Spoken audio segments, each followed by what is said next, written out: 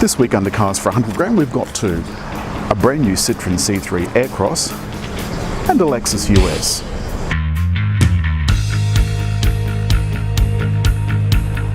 The cars retail on the road for mid-30s for the Citroën, and the Lexus is $51,000 for the front-wheel drive 2-litre, $54,737 for the 250h 2-wheel drive, and $68,442 for the 250h all-wheel drive.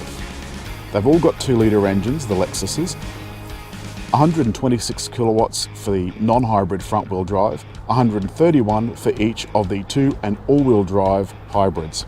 Fuel consumption, 5.8 litres for the petrol version, 4.5 and 4.7 respectively for the 2-wheel drive and all-wheel drive hybrids. The Citroën gets 6.6 litres claimed with 142 grams per kilometre of CO2.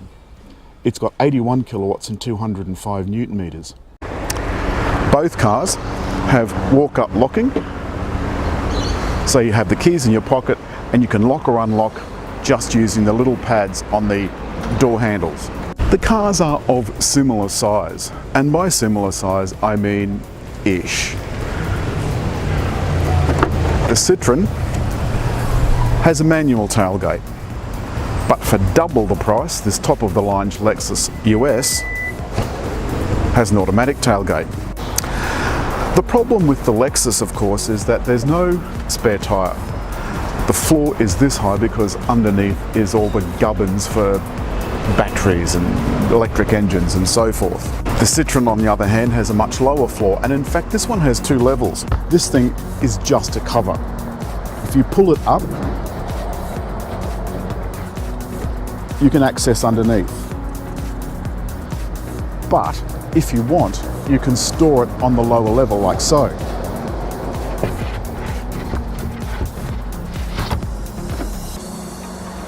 And you get all this extra space. It's worth noting that though, that when you do, the 60/40 seats, when they fold down, won't be flat. If you want it flat, you've got to leave it in the upper position. But as you can see, it makes the boot huge. That is enormous. Around the front, Lexus has this spindle hourglass grille and these unique LED stacked fully automatic headlights. The Citroën, on the other hand, has this neat little tiara-like arrangement with an upper grille and these neat LED headlights. Except they're not headlights. These are the headlights and that's the grille. Both cars have their design quirks, and the Lexus has a little fin on the light, which I quite like. Space in the back is really tight. When I say really tight, the doors aren't very big, the roof isn't very high, and the space behind the seats with the seat set for me to drive is not very good. Admittedly, I'm in the passenger side, but I've set it to the same as the driver's. One thing that drives me absolutely bananas, every time I get in, I knock my knee on this little bit of the dash that pokes out. It's just here, look at it. I mean, it pokes right out into the doorway. Every time I get in, I put my leg there to swing in and bang. The clever dash is electronic and this ring slides across. A nice big screen, but it's not a touchscreen, look. It's not a touchscreen. And this is how you change the drive modes and traction control. Steering wheel buttons are on all the Lexuses that we've reviewed recently, so it's all the same. There's heated and cooled seats and this row of buttons for the climate control. Generally, the dash looks very nice. It's very soft, it's beautiful, and even these hard surfaces are actually quite smart. Everything else is soft. But look at the seats, they're just delicious. And this dark and brooding cabin, I think, looks absolutely sensational. This car comes with a sunroof. That's electric, of course. There's lots to like about driving a hybrid too, not the least being the lack of noise. It is pretty sensational. And the good thing about being a Japanese car is that the blinkers are on the right side. Ride in the Lexus is quite nice. Not what I would call luxurious. There's a wireless phone charger, but of course the Citroën has that too. But what the Citroën does have is CarPlay. This still doesn't have CarPlay as yet. It does have it in America, but not here. One thing I really dislike about all Lexus cars is the diabolical controller for the infotainment system. They've changed it a little bit in this current model, but there's still a trackpad down here with some buttons around the outside of it, and they've complicated it even further by having some buttons located just under this center armrest. And it's got some paddles as well, so this CVT will simulate gears. But the important thing to remember about hybrid cars, all of them, is that they self-charge the batteries. There's active lane control, active cruise control. I like the way the Lexus sits on the road. It feels very sturdy. And if you listen, there's just a subtle rumble over those speed bumps. And now that I've stopped, the only thing you can hear is the slight from the air conditioning. Approaching red light camera and speed camera. Did you hear that?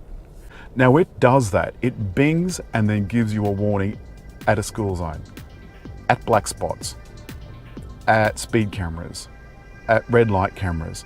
It drives me bananas. And the only way you can turn it off is to turn off all of the sound for the satellite navigation. I'll be talking about squircles a lot. A squircle is this. The rectangle or square with rounded edges. They're here in the grille, in the lower grille. Look, there's squircles in the wheels,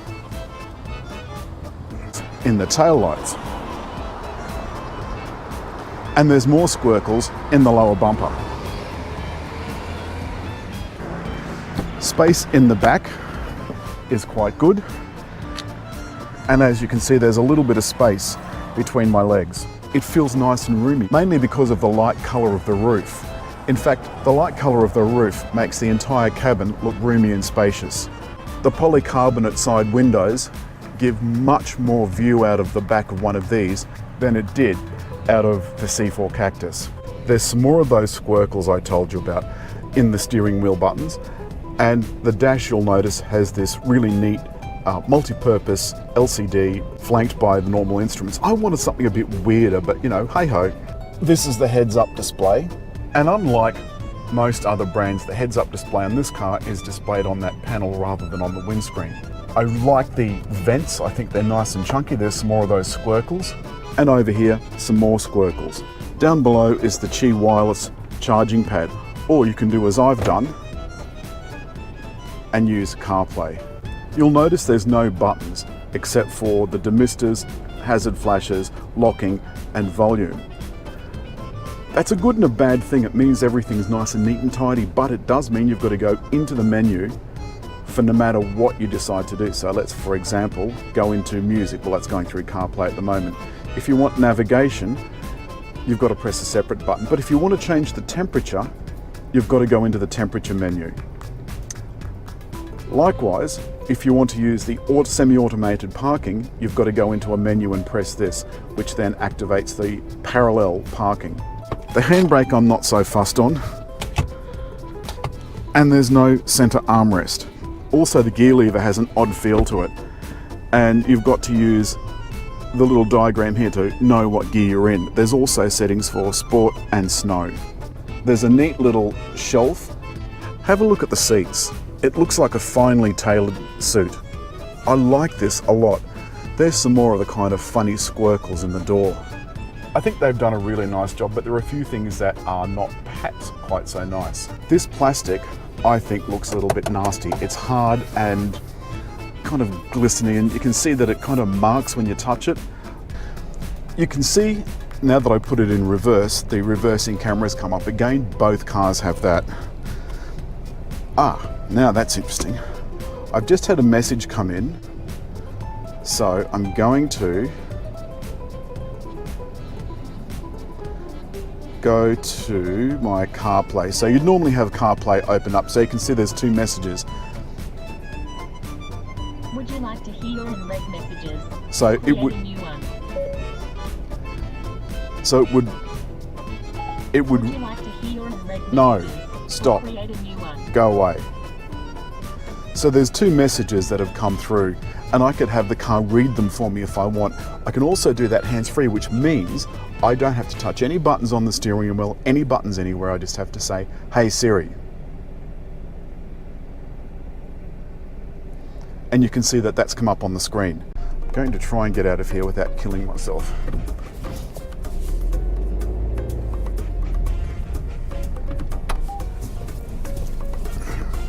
You can see how easy it is to maneuver when you've got a reverse camera in a car. Of course, being a funny French car, the indicators are not on the right side. While we're stopped, I'll point out a few similarities between the two cars. Apart from the price, which of course is not similar. Both cars have smart locking. They also both have push button start. I've also pointed out that they both have blind spot monitoring. Both cars have hill hold assist. Funnily enough, on the road, the pickup between all of the cars is not all that different. The 3-cylinder has a turbo with low down torque, but the torque is nowhere near as low down as it is from an electric engine. The ride in this is beautifully luxurious. Then we come to the steering. The steering in both cars feels very nice and direct as electric power steering can be, but in the Citroën it feels very light. It's on the highway though where you notice that the cars, both of them, really are very smooth and very comfortable. So for those short little stints on Sydney's many tollways, which for some reason the federal... Now you can't see it probably with that camera, but it thought I was a little bit too close to the Toyota in front, so it brought up a little red triangle on the heads-up display. Had I not done anything, it would then have made a sound. But remember, the autonomous emergency braking in this car is done by the video camera, which is up here. It's the same one that monitors the lanes, and it will not activate the brake at highway speeds. The lane guidance, as I said, is not active in this car, so there's no steering control. So despite the fact that it will park itself, it won't steer itself in the lane. The LEXUS will steer itself in the lane but won't park itself. Both cars have beautiful road manners. Both cars look quirky. Although I have to say, the space in the Citroën I think is probably a little bit better. I quite like it. It gives me an air of, I don't know, hominess and well-being. The LEXUS, on the other hand, is dark and brooding and moody. So, in a way, the Citroën is your daytime car, the bright and cheery car that you'd have to do all your daytime chores. The LEXUS is the one that you'd have at night to go to your dinner party.